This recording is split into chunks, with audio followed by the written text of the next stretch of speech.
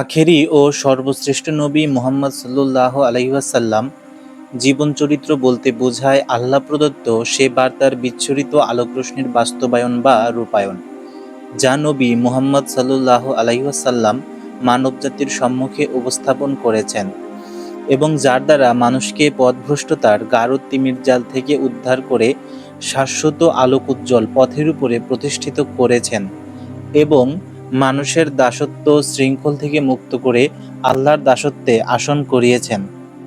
সর্বযুগের সর্বশ্রেষ্ঠ মানব ও নবী সাল্লাল্লাহু আলাইহি ওয়াসাল্লাম এর পবিত্র জীবনধারার পূর্ণাঙ্গ প্রতিচ্ছবি অঙ্কন ততক্ষণ পর্যন্ত সম্ভব নয় যতক্ষণ না ঐশী বাণী অবতীর্ণ হওয়ার পূর্বের ও পরের অবস্থার তুলনামূলক বিচার বিশ্লেষণ করা হয়। এ প্রেক্ষাপটে প্রকৃত আলোচনায় প্রবেশ করার পূর্বে আলোচ্য ইসলামিক আরবের ভৌগোলিক সীমারেখা, আরব ভূমিতে বসবাসরত বিভিন্ন সম্প্রদায়ের অবস্থা ও অবস্থান এবং তাদের ক্রমোন্নতির ধারা, যার মধ্যে রাসূল সাল্লাল্লাহু আলাইহি ওয়াসাল্লাম এর আবির্ভাব ঘটেছিল, তার একটি নিখুঁত চিত্র আপনাদের সামনে তুলে ধরা হলো। আরবের অবস্থান অঞ্চল। আরব শব্দটির আভিধানিক অর্থ হচ্ছে বালুকাময় প্রান্তর, ধূসর মরুভূমি বা লতাগুল তৃণ শস্যবিহীন অঞ্চল। প্রাচীন হতেই বিশেষ এই বৈশিষ্ট্যগত অর্থে আরব উপদ্বীপ এবং সেখানে বসবাসকারী সম্প্রদায়ের জন্য এই পরিভাষাটি ব্যবহৃত হয়ে আসে। আরবের পশ্চিমে লোহিত সাগর, সামায়ে সিনা উপদ্বীপ, পূর্বে আরব উপসাগর, দক্ষিণে ইরাকের এক বড় অংশ এবং আরব সাগর যা ভারত মহাসাগরের বিস্তৃত অংশ, উত্তরে সাম্রাজ্য এবং উত্তর ইরাকের কিছু অংশ। উল্লেখিত সীমান্তসমূহের ব্যাপারে কোনো কোনো ক্ষেত্রে কিছুটা মতবিরোধ রয়েছে। সমগ্র ভূভাগের আয়তন 10 লক্ষ থেকে 13 লক্ষ বর্গমাইল পর্যন্ত ধরা হয়। অভ্যন্তরীণ, ভৌগোলিক এবং ভূপ্রাকৃতিক উভয় দৃষ্টিকোণ থেকেই আরব উপদ্বীপ অত্যন্ত গুরুত্ব এবং তাৎপর্য বহন করে। উপদ্বীপের চারদিক মরুভূমি বা দিগন্ত বিস্তৃত বালুকাময় প্রান্তর দ্বারা পরিবেষ্টিত, যে কারণে এ উপদ্বীপ এমন এক সুরক্ষিত দুর্গে পরিণত হয়েছে যে যে কোনো বিদেশি শক্তি বা বহিঃশত্রুর পক্ষে এর উপর আক্রমণ করা, অধিকার প্রতিষ্ঠা করা কিংবা প্রভাব বিস্তার করা অত্যন্ত কঠিন। উক্ত নৈসর্গিক কারণেই আরব উপদ্বীপের মধ্যভাগের অধিবাসীগণ সেই সুপ্রাচীন এবং স্মরণতীত কাল থেকে সম্পূর্ণ স্বাধীন থেকে নিজস্ব স্বাতন্ত্র্যগত বৈশিষ্ট্য বজায় রেখে চলতে সক্ষম হয়েছে। অথচ অবস্থানের দিক দিয়ে এ উপদ্বীপটি এমন দুই পরাশক্তির প্রতিবেশী যে ভূ-প্রকৃতিগত প্রতিবন্ধকতা না থাকলে এ পরাশক্তিদ্বয়ের প্রভাব থেকে মুক্ত থাকা আরববাসীদের পক্ষে কখনোই সম্ভবপর হতো না। বহির্বিশ্বের দিক থেকে আরব উপদ্বীপের অবস্থানের দিকে দৃষ্টি দিলেও প্রতীয়মান হবে যে দেশটি পুরাতন যুগের মহাদেশ সমূহের একেবারে মধ্যস্থল বা কেন্দ্রবিন্দুতে অবস্থিত এবং জল ও স্থল উভয় সীমান্ত হচ্ছে আফ্রিকা মহাদেশে গমনের প্রবেশ পথ। উত্তর পূর্ব সীমান্ত হচ্ছে ইউরোপ মহাদেশে প্রবেশের তোরণদ্বার এবং পূর্ব সীমান্ত হচ্ছে ইরান ও মধ্য এশিয়া হয়ে চীন, ভারত সহ দূরপ্রাচ্যের অন্যান্য দেশে গমনাগমনের দরজা।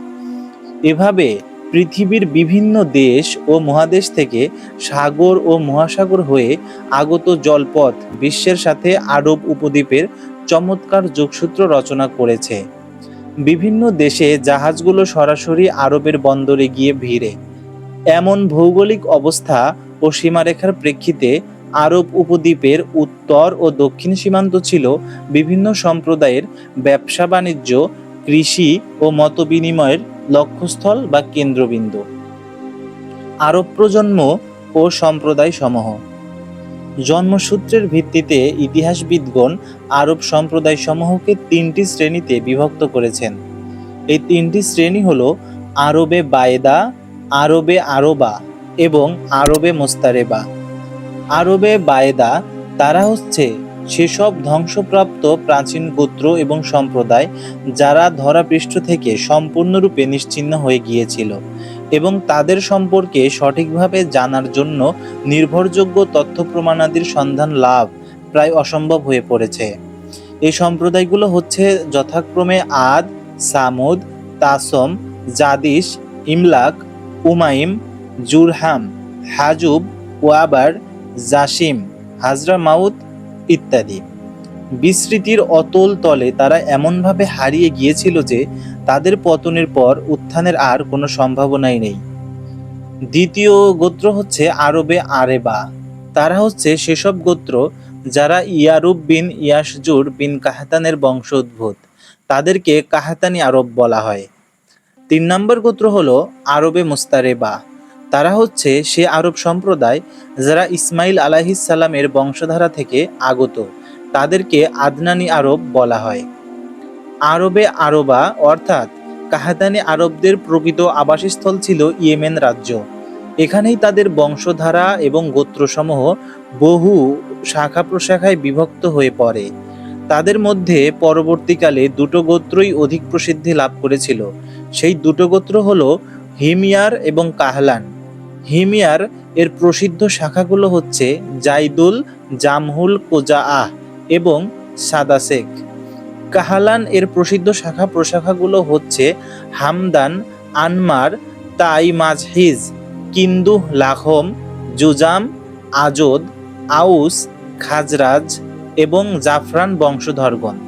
তারা পরে সাম্রাজ্যের আশেপাশে সাম্রাজ্য প্রতিষ্ঠা করে এবং আলে গাসসান নামে প্রসিদ্ধি লাভ করে।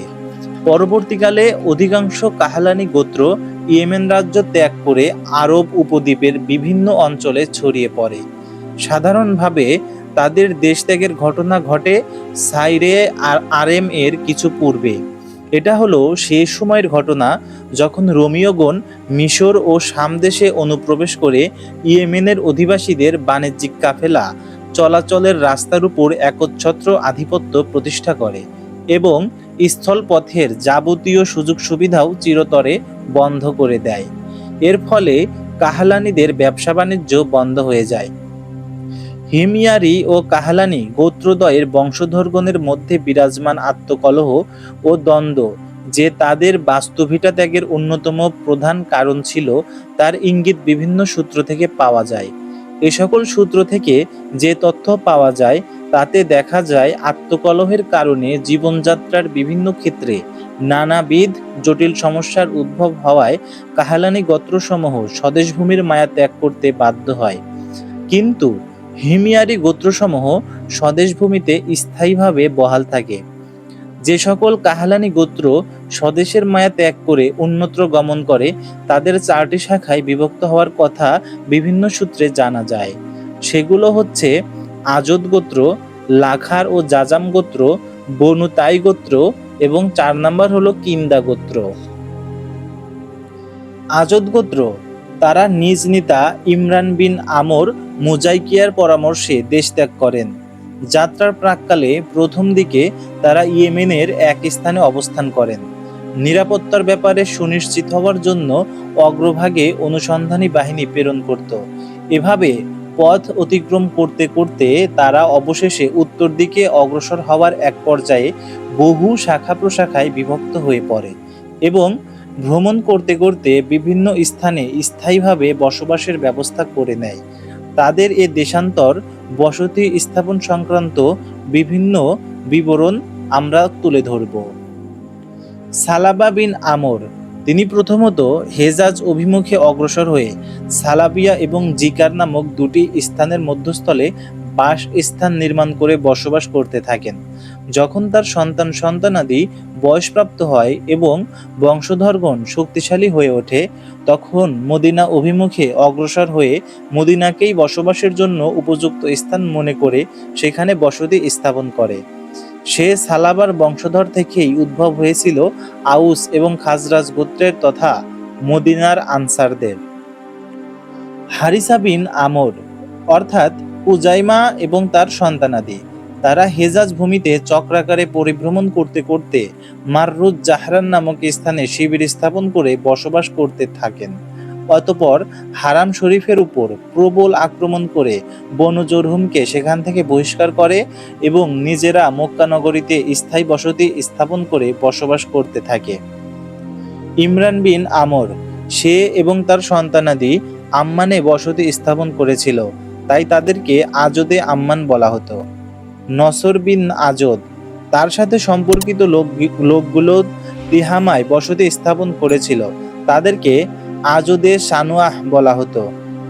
জাফনা বিন আমর সে সাম্রাজ্যে গমন করে সেখানে বসতি স্থাপন করে এবং সন্তানাদি সহ বসবাস করতে থাকে।